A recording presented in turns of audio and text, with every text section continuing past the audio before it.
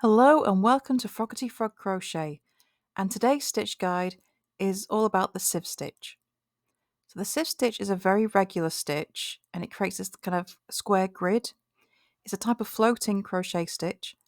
For the sieve stitch you're going to need a foundation chain in multiples of 2 plus one more for your turning chain.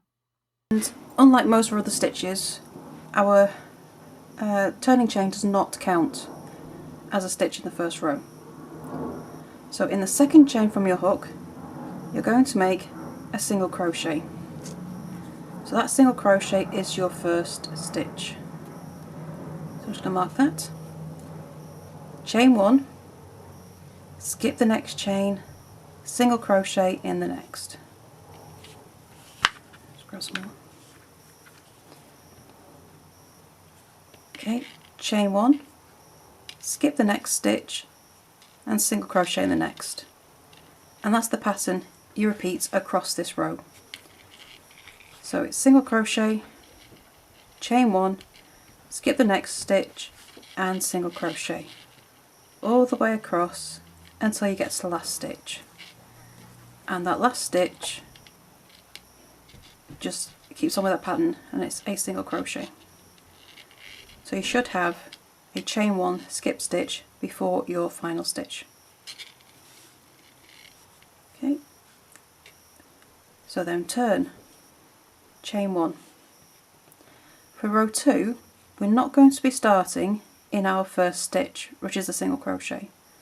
We're going to skip that stitch and instead we're going to work into the chain space. In that chain space you're going to make a single crochet. That's your first stitch of the row, so I'm just going to mark that. And in the same chain space make another single crochet.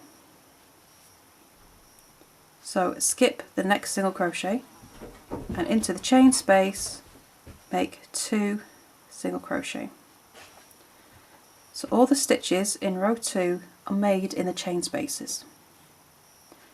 Okay, so skip the single crochet and in the next chain space make 2 single crochet. And you do this all the way across the row into each chain space. Okay, so after your last chain space you're going to make a single crochet into the final stitch. So you should have 49 stitches and you're going to have 49 stitches in every row. So there's row 2. We're going to turn, chain 1, and for this next one, for row 3, we're going to repeat row 1. So in the first stitch make a single crochet, which we'll mark, chain 1, skip the next stitch and make a single crochet in the next one, then chain 1, skip the next stitch, single crochet in the next, chain 1, skip the next stitch, single crochet in the next. Repeat that across your row until you get to your final stitch and single crochet. Okay, so the rest of your rows you're going to repeat rows 2 and 3 all the way up. And that is how you make the sieve stitch. So I hope you found this useful and find a wonderful crochet product to use this in. I would love to see what you make with it. Please do come to our Facebook group, Froggity Frogs Ribbit and Stitch, and show us what you created. And if you want more stitch guides and how to create more wonderful stitches, then check out the rest of the channel to see what else there is that you can create.